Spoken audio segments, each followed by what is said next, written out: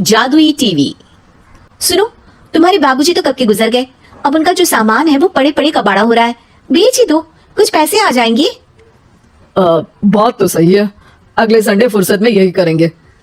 अगले संडे रोहित सारा सामान कबाड़ी को घर बुला के दे देता है। तभी उसकी नजर बाबूजी की पुरानी टीवी पर जाती है जो इतने सालों तक कूड़े में पड़ी थी, फिर भी चमचमा रही थी। टीवी तो देखो, जैसे एकदम नई हो। हाँ, बाबूजी को टीवी देखना बहुत पसंद था। उनका सपना था कि वो टीवी पे आए। एक बार मौका भी था जब वो अपने गांव के गाने सुनाने किसी चैनल पे जाने वाले थे, पर मैं और मेरा भाई लड़ पड़े और बाबूजी को घर पर ही रुकना पड़ा। चला के देखें क्या? हाँ हाँ, क्यों नहीं, देख लेते हैं। पर शायद ही चले। बाबूजी ने उस लड़ाई के दिन के बाद टीवी देखना ही छोड़ दिया था। टीवी चालू करने के लिए उसमें केबल वायर लगा दिया जाता है। एक न्यूज चैनल चालू हो जाती है।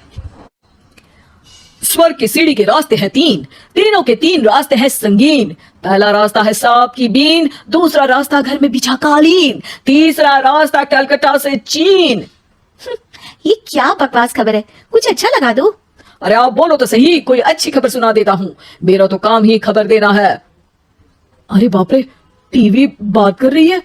हाँ, ये न्यूज वाला मुझसे। हाँ हाँ, आपसे ही तो बात करूंगा ना, आपके घर में हूं तो। अरे ये सपना है क्या?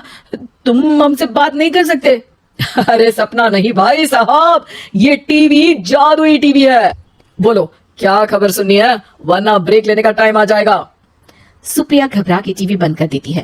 वो क्या था? अरे एक बार और चालू करके देखे, फिर से बात करेगा तो चैनल बदल देंगे।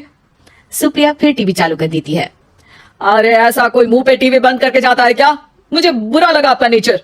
चाय पानी तो पूछो। सुप्रिया टीवी के बटन से चैनल बदल देती है। अब टीवी पर एक फिल्म चल रही है। अरे ये तो सूर्यवंशम है ना? हाँ, और ये ठाकुर को जहर की खीर दे दी और उसको पता भी नहीं है। ए भाई, खीर मत पीना, उसमें जहर है, मत पीना। ठीक है महाशय, जैसा आप कहें। हाँ। अरे आपकी बात मान ली, पूरी पिक्चर ही अब तो बदल जाएगी। मतलब ये सच में जादुई टीवी है? तभी वहां कबाड़ी आ जाता है। भैया टीवी के 150 रुपए दूंगा, चलेगा? अरे 1.5 करोड़ में भी ना दे तुमको ये टीवी हम। अरे 1.5 करोड़ खरीदने को होते तो तुम्हारे घर में ये पानी चाय नहीं पीता, अंबानी या टाटा के घर बैठा कोल्ड कॉफी पीता।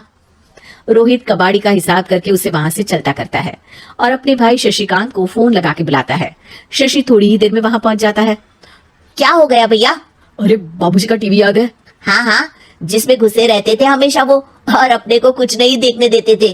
अरे वो अब जादुई टीवी बन गया है।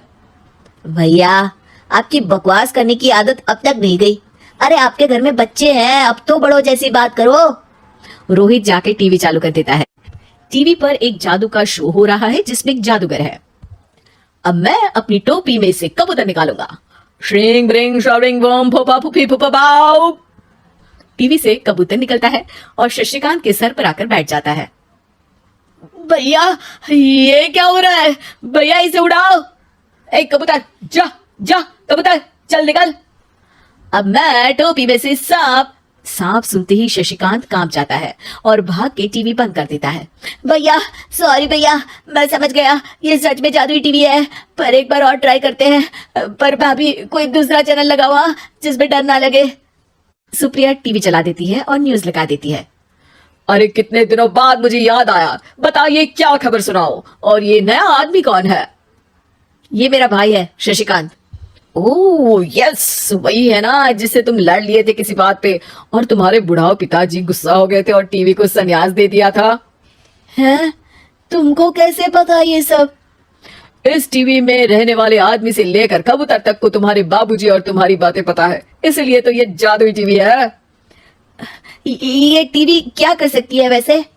तुम जो मांगो दे सकती है, कहानी बदल सकते हो, खबर बदल सकते हो, कोई चीज मांग सकते हो। अरे भैया ये टीवी मैं लेके जा रहा हूँ, बाबूजी का लाडला तो मैं ही था ना। अरे ऐसे कैसे? मैं बड़ा बेटा था, अब तक मेरे घर में टीवी थी ना। अब तक कहाँ गए थे पिताजी के लाडले? तुम्हारी गलती का एहसास भी है। अरे भैया ज्यादा ना बोलो वरना भूल गए, आपके दांत तोड़ दिए थे मैंने उस लड़ाई में। मेरी बीवी के सामने मेरी बेइज्जती करता है। रुक। दोनों भाई हाथापाई पे उतर जाते हैं। रुक, बताता हूँ तुझे कि कौन बड़ा है। अरे छोटे का दम तो देख लीजिए आप। ये खबर आपके बाबूजी को देता हूँ। तभी टीवी अचानक बंद हो जाता है।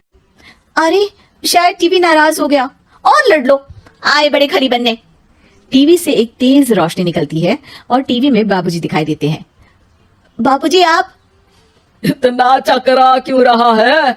अपने बाप को नहीं पहचानता क्या? ये तो ऐसा ही है बाबूजी। प्रणाम बाबूजी। अरे चुप कर, तुम दोनों ही उल्टे हो। तुम्हारी वजह से मैंने टीवी में आने के सपने को छोड़ दिया, तुम्हारी लड़ाई की वजह से। और तो और, जितना मैं अपनी बीवी को नहीं देखता था उतना टीवी को देखता था, वो भी छोड़ दिया तुम दोनों की लड़ाई की वजह से। और अब मरने के बाद जब मैंने टीवी को जादुई टीवी बना दिया तो भी तुम इसका फल लेने की जगह लड़ रहे हो। अरे तुम तो लायक ही नहीं हो। अब तुमको बाबा जी का ठुल्लू भी नहीं मिलेगा। बाबूजी चले जाते हैं। टीवी बंद हो जाता है। रोहित और शशिकांत गिड़गिड़ा के टीवी के सामने हाथ जोड़ के बाबूजी को बुलाते हैं, पर टीवी सिर्फ धुआं निकालता रहता है।